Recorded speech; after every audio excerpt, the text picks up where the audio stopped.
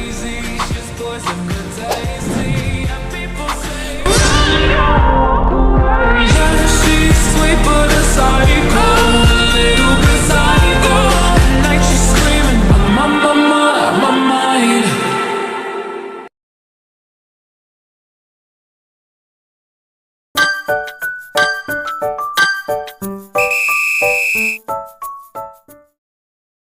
Assalamualaikum warahmatullahi wabarakatuh. Waalaikumsalam warahmatullahi wabarakatuh. Sebelum kita memulai pembelajaran kita pada hari ini, alangkah baiknya kita berdoa menurut agama dan keyakinan masing-masing. Berdoa dimulai.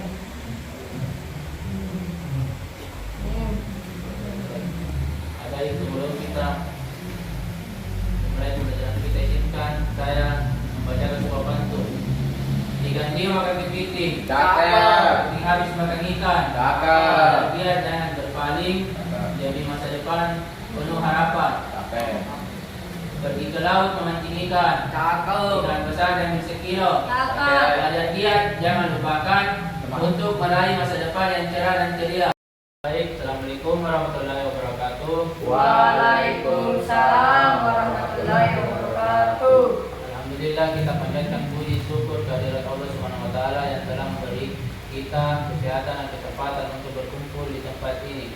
Selawat dan salam semoga senantiasa tercurahkan kepada Nabi kita Muhammad SAW yang telah memberikan teladan dalam segala aspek kehidupan, termasuk dalam semangat menuntut ilmu.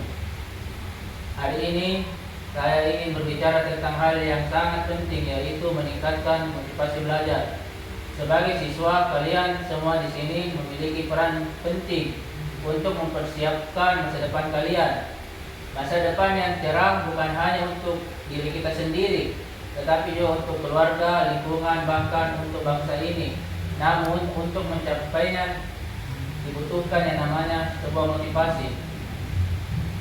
Mengapa motivasi belajar itu sangat penting? Supaya minat belajarnya tinggi, supaya makin paham tentang pelajaran gitu, supaya tidak bodoh gitu. Kalau kita Sama pendapat. kalau kita dan sebagai pendukung untuk mencapai sesuatu.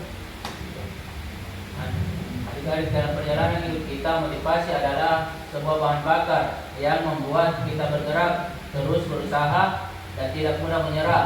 Sama halnya dalam belajar, motivasi adalah energi yang membuat kalian semangat dalam menyerap ilmu, menyelesaikan tugas, dan menghadapi ujian dengan percaya diri.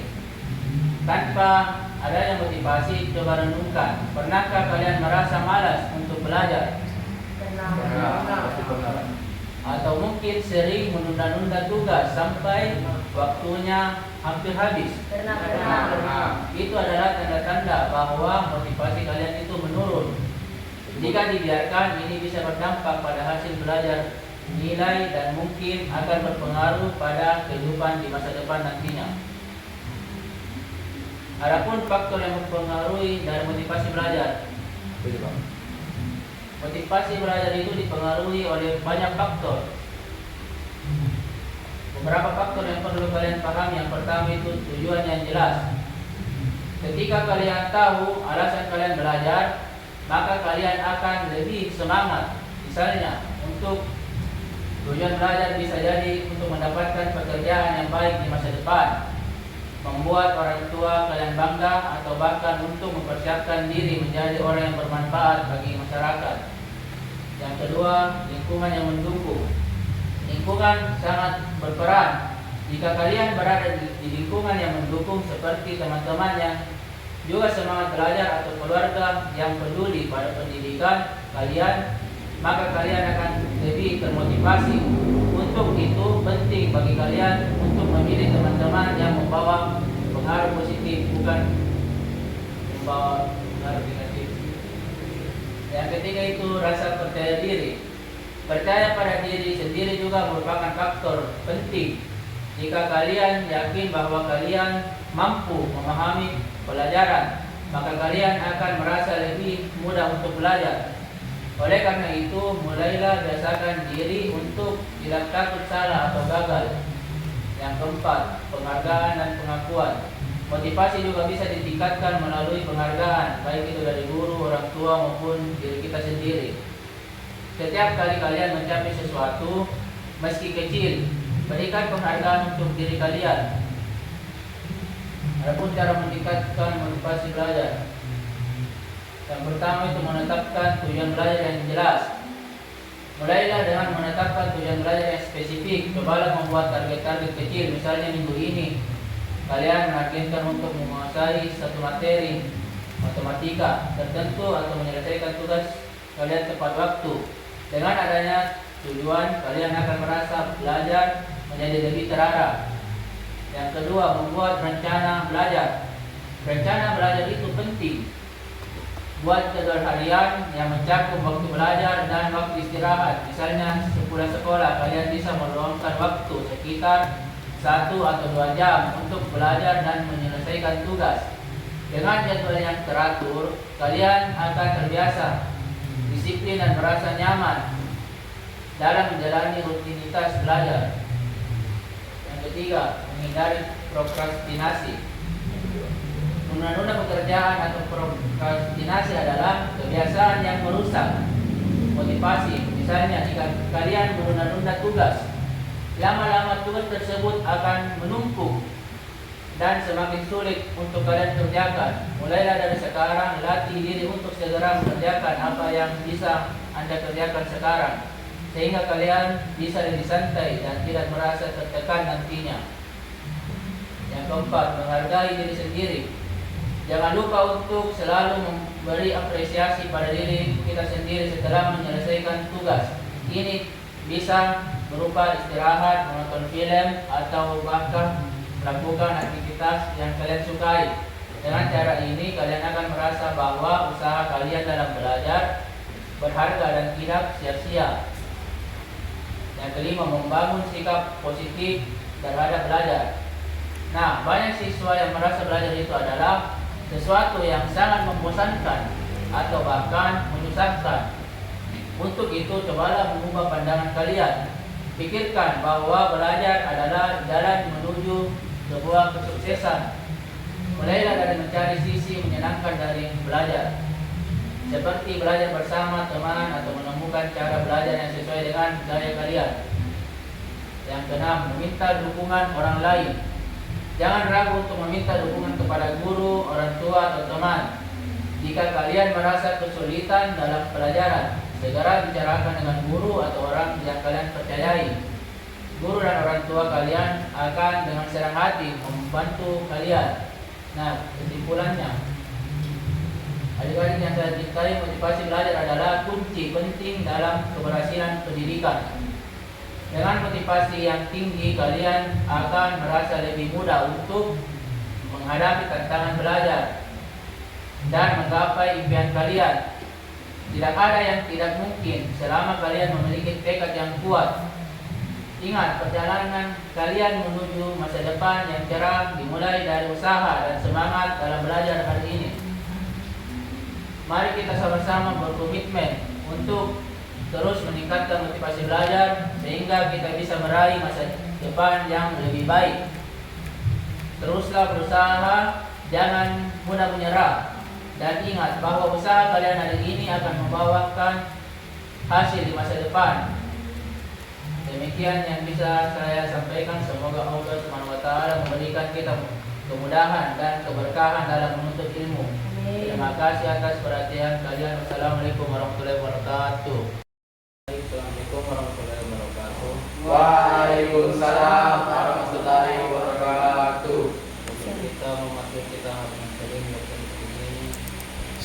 Karena sebelum kita berdoa menurut agama dan keyakinan masing-masing, berdoa dimulai.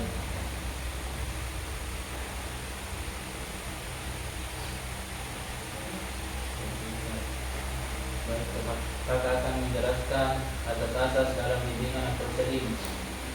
Asas dalam konseling individual. Konseling individual merupakan interaksi antara konselor dan klien yang bertujuan untuk membantu klien memahami dan mengatasi masalah yang mereka hadapi. Dalam praktiknya terdapat beberapa asas fundamental menjadi landasan dalam konseling. Berikut adalah penjelasan inti mengenai asas-asas dalam konseling individual yang berperan penting dalam mendukung efektivitas dan keberhasilan proses konseling. Yang pertama itu ada asas kerahasiaan. Asas ini merupakan prinsip penting dalam konseling. Kerahasiaan berarti bahwa informasi yang dibagikan oleh klien kepada konselor atau guru BK akan tetap aman dan tidak akan disebarluaskan kepada orang lain tanpa izin dari klien. Ini penting untuk membangun rasa percaya antara klien dan konselor atau guru BK, karena klien perlu merasa aman dan nyaman untuk mengungkapkan pikiran, perasaan, dan masalahnya. Dengan asas kerahasiaan, konseling menjadi lingkungan yang bebas dari rasa takut atau khawatir atas penyalahgunaan informasi. Yang kedua ada namanya asas kesukarelaan. Asas kesukarelaan berarti bahwa klien datang ke konseling secara sukarela dan tanpa ada unsur paksaan dari pihak manapun. Kesukarelaan menunjukkan bahwa klien memang memiliki keinginan untuk berubah atau menyelesaikan masalahnya. Dalam konseling, motivasi dan keinginan dari klien adalah kunci untuk mencapai perubahan positif. Konselor hanya berperan sebagai fasilitator, sementara keberhasilan konseling ditentukan oleh komitmen dan keterlibatan aktif klien. Yang ketiga, asas keterbukaan. Keterbukaan merupakan asas yang mengedepankan sikap jujur dan transparan dalam berkomunikasi selama proses konseling. Keterbukaan berlaku bagi kedua belah pihak, baik konselor maupun klien. Klien diharapkan dapat membuka diri dan mengungkapkan permasalahan dengan jelas. Sementara konselor juga harus dalam menyampaikan informasi, memberikan pandangan, dan menyarankan solusi. Dengan asas keterbukaan, konseling dapat berjalan lebih efektif karena informasi yang diperlukan tersedia secara lengkap. Yang keempat, asas kedekatan. Asas ini mengacu pada pentingnya membangun hubungan yang hangat dan empatik antara konselor dan klien. Kedekatan antara konselor dan klien akan menciptakan rasa nyaman bagi klien untuk berbicara tentang masalah-masalah pribadinya. Melalui hubungan yang empatik, konselor dapat memahami kondisi klien dengan lebih baik dan memberikan dukungan emosional yang diperlukan. Kedekatan ini menjadi landasan utama dalam menciptakan hubungan terapeutik yang positif. Yang kelima itu ada namanya asas kemandirian. Asas kemandirian adalah prinsip yang menekankan bahwa tujuan akhir dari konseling adalah agar klien mampu menyelesaikan masalahnya secara mandiri. Konselor membantu klien menemukan kekuatan, sumber daya, dan strategi untuk mengatasi masalah, sehingga klien tidak tergantung pada konselor. Dengan asas ini, klien diharapkan bisa belajar mengambil keputusan secara mandiri dan mengembangkan keterampilan yang bisa diterapkan dalam menghadapi tantangan di masa depan. Yang keenam itu ada namanya asas kegiatan. Asas kegiatan ini berarti konseling bukan hanya sekadar percakapan atau sesi mendengarkan. Dalam proses konseling ada aktivitas yang harus dilakukan oleh klien untuk mengatasi sebuah permasalahannya. Kegiatan ini bisa berupa tindakan nyata seperti membuat jurnal, melakukan refleksi, atau mencoba strategi baru yang diterangkan oleh konselor.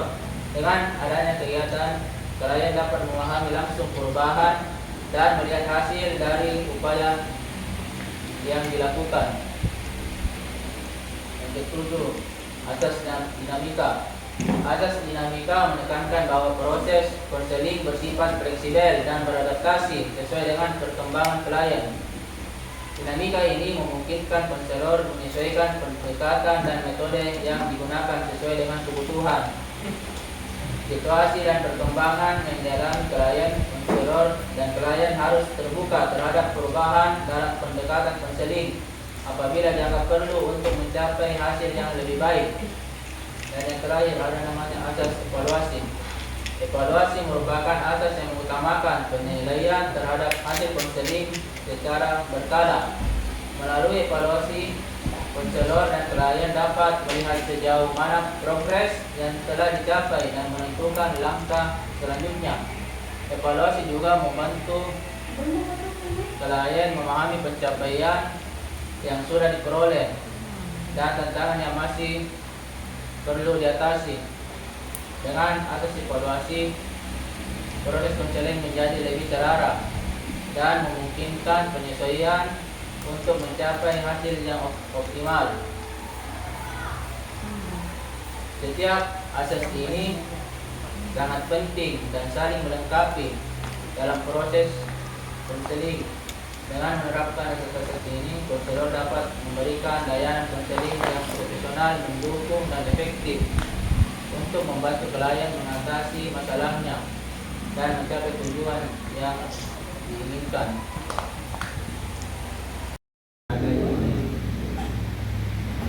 Tahu nama kalian, bisa kalian memperkenalkan diri, mulai dari nama,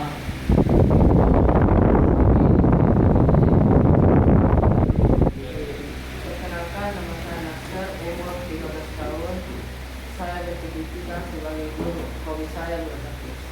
Kita perkenalkan, nama saya Naposan, umur saya 13. Hobi saya itu main apa sih?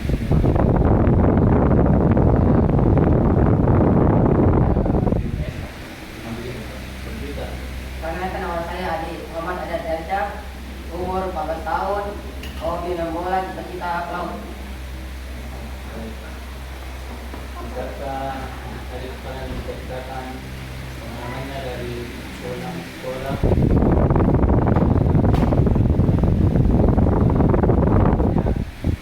Habis kerja pulang sekolah, saya berjalan kaki sekitar 1 kilo.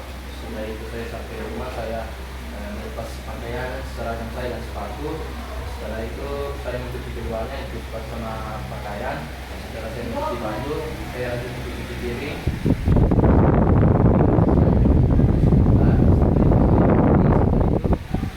Saya makan, lalu tidur siang. Setelah itu saya bangun untuk sholat asar dan sholat maghrib. Besok paginya saya bangun untuk sholat subuh. Setelah itu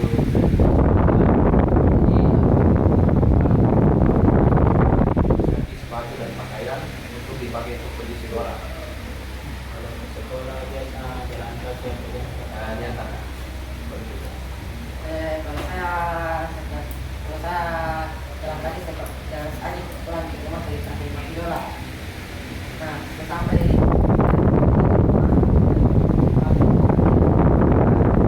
dan bikinnya dan menjemur itu dikata besok. Dan setelah itu saya makan, yaitu saya sholat zuhur, terus siang. Itu sebangunnya saya pergi mandi, baru sholat asar. Sesudah sholat asar, saya ambil HP dan megang sebentar dulu. Yaitu saya baca-baca kedua.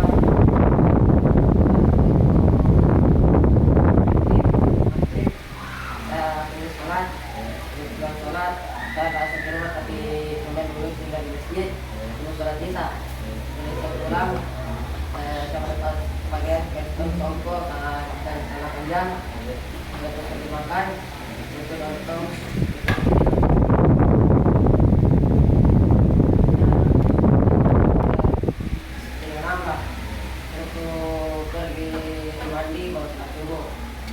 Setelah sholat subuh, saya merapikan sepatu, kos kaki dan sekolah dipakai dan setelah saya pakai, saya sarapan dulu dan setelah sarapan saya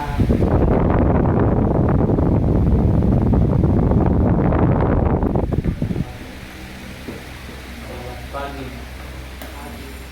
Saya Pausan Rizkia. Senang sekali bisa bertemu dengan kamu hari ini. Perkenalkan, nama saya Fadil Husainan. Saya adalah calon guru BK di sini.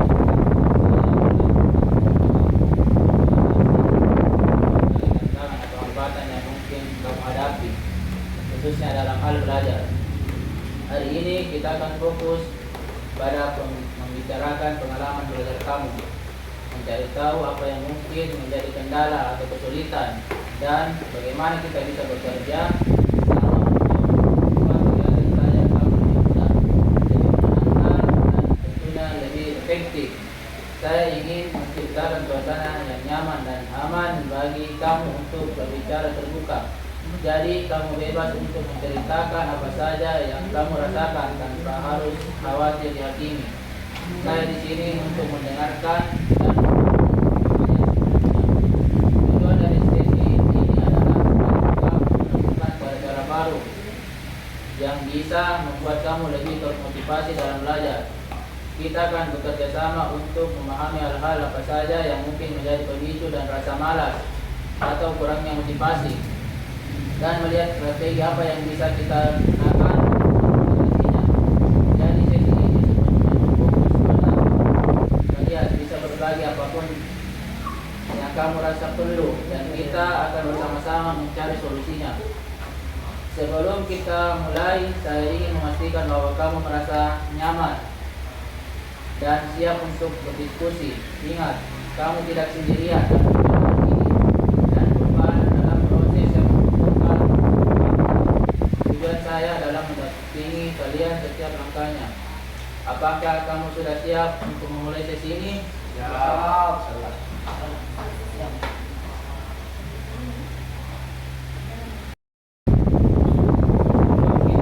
Lebih jauh, saya ingin tahu lebih banyak tentang apa yang mungkin menjadi hambatan kamu dalam belajar. Untuk itu kita akan coba menggunakan metode yang disebut analisis ABC. Di sini kita akan mencoba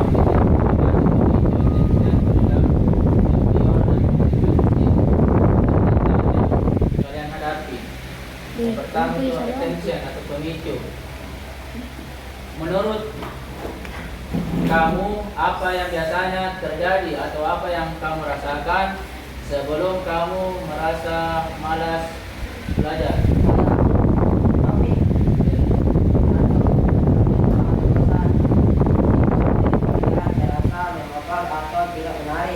Saya mungkin merasa jenuh, rutinitas belajar yang terlalu panjang atau tanpa variasi juga bisa membuat saya merasa sangat lelah dan akhirnya saya malas. 2.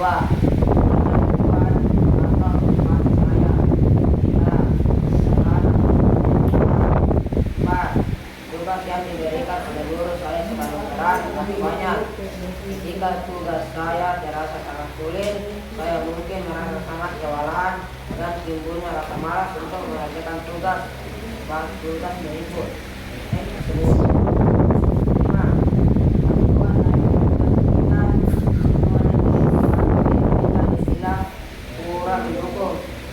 Seperti adanya teman-teman yang mengajak saya untuk apa ya, hal-hal lain yang bisa mengurangi semangat saya untuk belajar. Ketiga-tiganya dalam materi disampaikan oleh guru saya jika materinya terlalu sulit dipahami atau terlalu rumit. Saya mungkin bingung dan malas untuk mencoba memahaminya lebih dalam. Apakah ada situasi tertentu yang membuat kamu sulit untuk fokus? Misalnya tugas kelas atau tugas yang merasa terlalu sulit.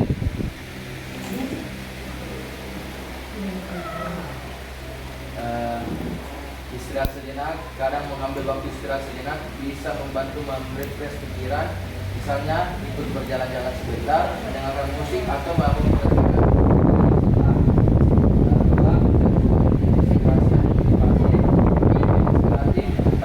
motivasi atau mengikat tujuan jangka panjang seringkali bisa membantu menambah semangat belajar. Yang ketiga, mengubah lingkungan belajar. Terkadang belajar di tempat baru atau membuat suasana berbeda seperti melakukan meja atau pindah ke ruang yang lebih tenang bisa mempengaruhi suasana hati dan memberi semangat. Terakhir, mencari metode belajar. Belajar bersama teman atau kelompok bisa membuat proses belajar terasa lebih menyenangkan dan mengurangi rasa malas. Yang kedua, behavior atau perilaku.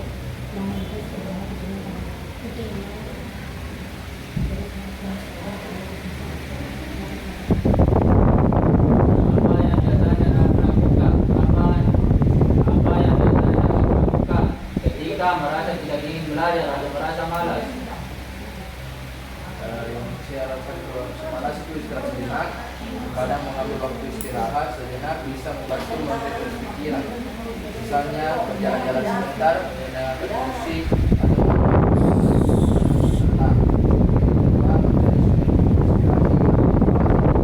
atau inspiratif, membaca kutipan motivasi atau mengingat tujuan jangka panjang seringkali bisa membantu menambah semangat belajar.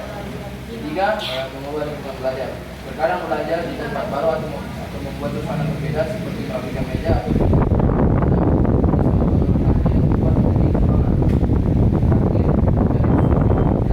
belajar bersama teman atau kelompok bisa membuat proses belajar terasa lebih menyenangkan dan mengurangi rasa lelah atau malas.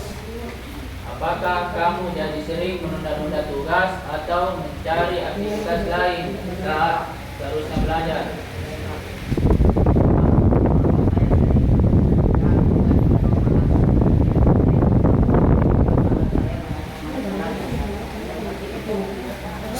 Yang ketiga, konsekuensi. Setelah kamu menunda atau menghindari belajar, apa yang terjadi selanjutnya? Bagaimana perasaan kamu terhadap hasil belajar atau kerja kamu setelahnya? Satu, rasa perasaan menyesal karena tidak memanfaatkan waktu dengan baik sering muncul terutama jika hasilnya kurang memuaskan. Dua, stres atau cemas. Ada perasaan cemas terhadap nilai atau hasil belajar karena persiapan yang kurang maksimal. Tiga, kekecewaan pada diri sendiri. Merasa kecewa karena tahu sebenarnya bisa mendapatkan hasil yang lebih baik jika lebih fokus.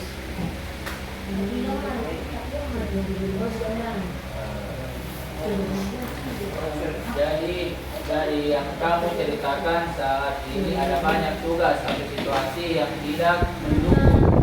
Kamu sering merasa malas dan cenderung berusaha saja.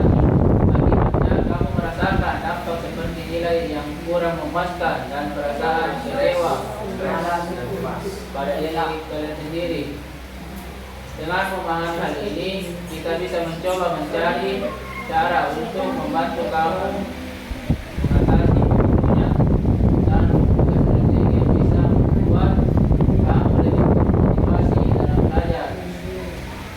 Nah, pasti adik-adik sekalian pasti ingin tanya apa sih yang dimaksud dengan analisis ABC dalam berteknik geopolitik seperti yang misalnya kata dari Bosa.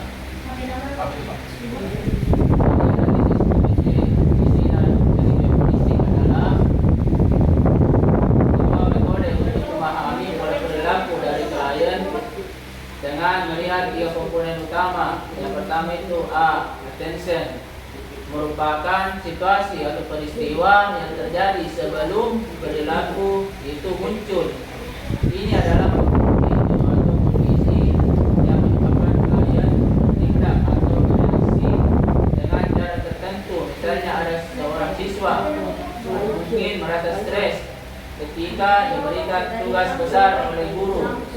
Yang kedua itu B atau behavior, merupakan perilaku itu sendiri, yaitu respon atau tindakan yang dilakukan oleh klien sebagai reaksi terhadap pemicu. Dalam contoh, tadi perilaku yang muncul bisa berupa prokrastinasi, yaitu menunda-nunda tugas dan mencari aktivitas lain. Yang ketiga itu C, konsekuensi, merupakan konsekuensi atau hasil dari perilaku tersebut, baik dari bentuk hukuman atau ganjaran. Konsekuensi ini dapat menentukan apakah perilaku akan diulangi atau tidak. Misalnya jika siswa merasa cemas karena menunda tugas, rasa cemas itu menjadi konsekuensi yang memperkuat kesadaran untuk tidak mengulanginya. Namun jika ada konsekuensi negatif, perilaku menunda mungkin terus berulang. Cara konseling geopolitik ini sering dapat menggunakan analisis ABC untuk membantu klien mengenali pola-pola yang tidak sehat dan mencari cara untuk mengubah respon atau perilaku yang merugikan dengan mengubah faktor pemicu atau konsekuensi.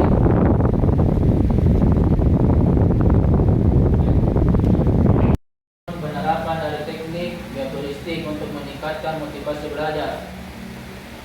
Selanjutnya kita akan membahas beberapa teknik bioplastik yang bisa kita terapkan untuk meningkatkan motivasi belajar kalian. Teknik-teknik ini dirancang untuk membantu kamu menggunakan dan kebiasaan belajar yang lebih positif.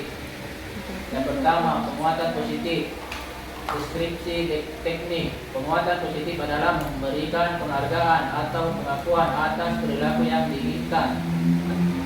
Ini membantu siswa merasa dihargai dan termotivasi untuk terus berusaha. Dan juga penerapannya.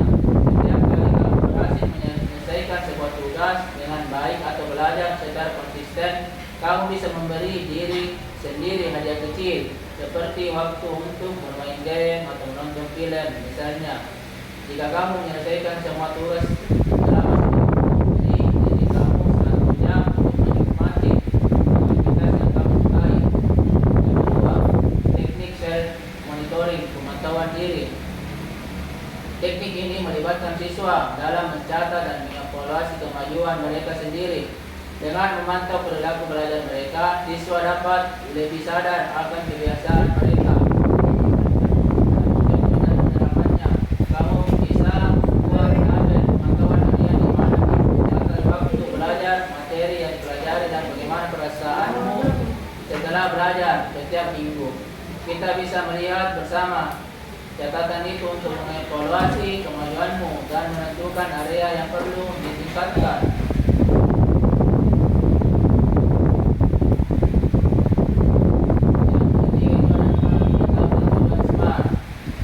Membantu siswa menetapkan tujuan yang spesifik. Surat ini terukur, dapat dicapai, relevan, dan tembon berjangka waktu. Mari kita buat tujuan belajar yang smart. Misalnya yang mengatakan saya ingin belajar lebih baik. Kita bisa mengatakan saya akan belajar matematika selama 30 menit setiap hari. Setelah sekolah selama 1 minggu. Dengan cara ini kamu bisa melacak pencapaianmu dengan lebih jelas. Yang keempat, teknik pembelajaran aktif. Gunakan pendekatan yang mendukung siswa untuk berpartisipasi aktif dalam proses belajar, diskusi kelompok atau presentasi. Adapun juga penerapannya, kita bisa mencoba teknik pembelajaran aktif seperti belajar dalam kelompok. Misalnya, kamu bisa bekerja sama dengan teman-teman sekelas untuk mendiskusikan pelajaran.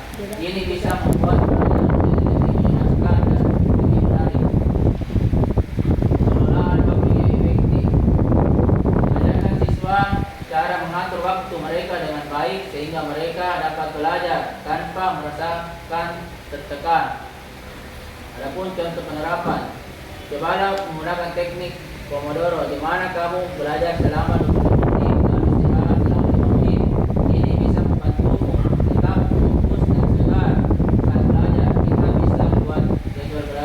agar lebih teratur.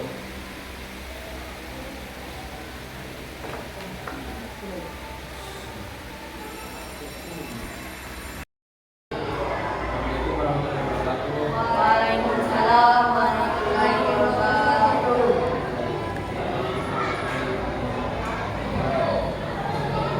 Kemudian motivasi belajar adalah menumbuhkan daya penggerak dari siswa yang akan menimbulkan kegiatan belajar dan memberikan arah pada kegiatan belajar.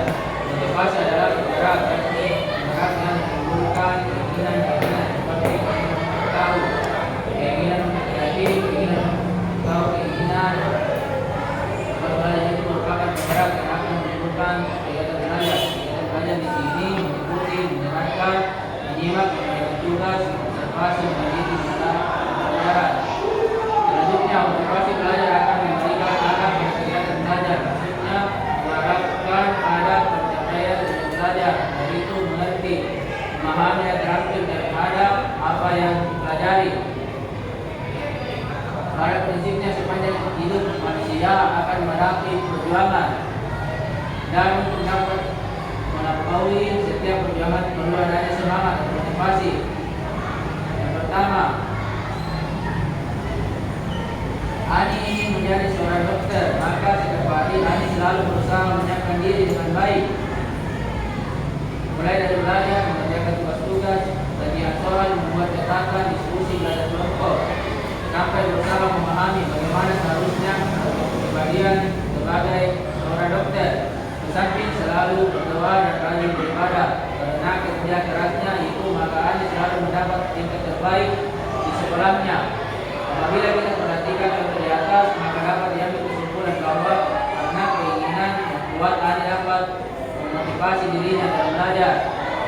Yang kedua itu Roni mempunyai kegemaran berpendidikan.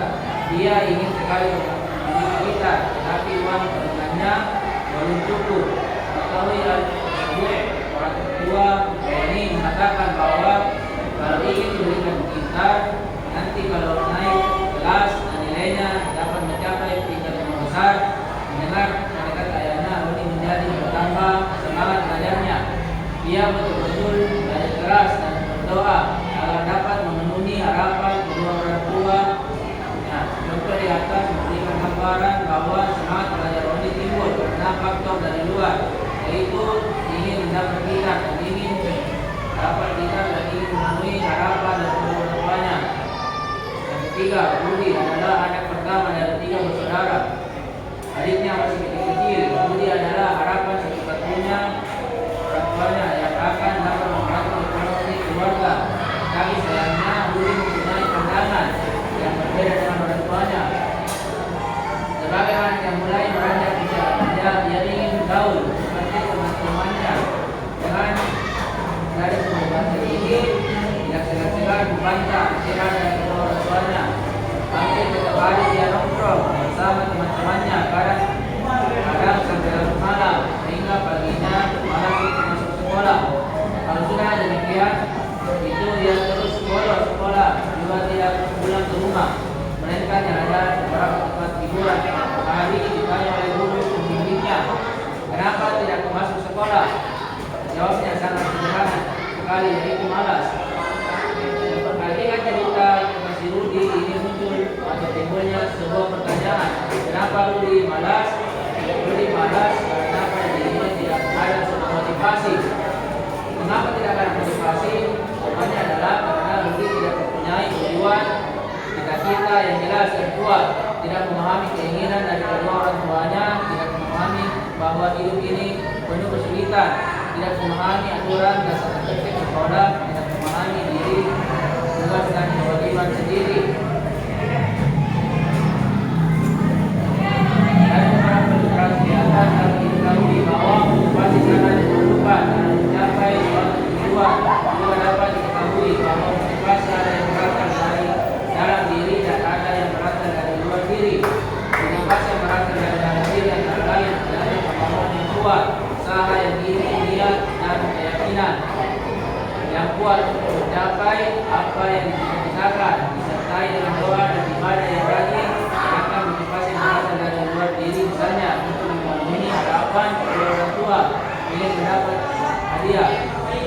Motivasi belajar adalah keseluruhan dari penggerak baik dari dalam diri maupun luar diri siswa yang menjamin kelangsungan dan memberikan arah pada kegiatan belajar sehingga tujuan belajar tercapai. Adapun ciri-ciri yang mempunyai motivasi belajar, yang pertama itu tekun, bulat, minat yang tinggi, mandiri, bertanggung jawab, senang mengerjakan sesuatu latihan. Adapun faktor-faktor yang harus diperhatikan dalam menetapkan motivasi belajar adalah yang pertama, setiap usaha perlu ditetapkan niat dan tujuan yang jelas. Yang kedua, merencanakan kegiatan belajar sebaik-baiknya. Yang ketiga, memahami setiap hambatan yang dihadapi dalam belajar. Yang keempat, berdoa untuk keberhasilan. Yang kelima, selalu mengawasi diri dan mengembangkan kesadaran untuk lebih memahami diri. Semakin dalam pemahaman diri seseorang, semakin besar semangat yang akan muncul. Keenam, mau menerima masukan dari orang lain. Yang ketujuh, memahami norma-norma dan belajar yang baik. Yang kedelapan, mempunyai kebahagiaan masa depan. Motivasi harus selalu ada, dipelihara agar senantiasa hidup, tergelora di dalam jiwa kita selamanya. Kalau misalnya kita bilang semangat, badan rasanya lemah, malas, tidak bergairah, tidak berdaya, bahkan merasa tidak berharga. Sungguh ini sangat merugikan dan motivasi sangat diperlukan untuk keberhasilan seseorang dalam belajar. Salah satu tujuan belajar di kelas agar kita dapat di kelas Berikutnya, ketika lulus untuk mencapai tujuan tersebut tidak perlu yang namanya sebuah usaha. Berharap memperoleh hasil yang memuaskan adalah sebuah idaman serta orang yang mau berusaha agar kita dapat memahami usaha-usaha apakah yang perlu kita lakukan.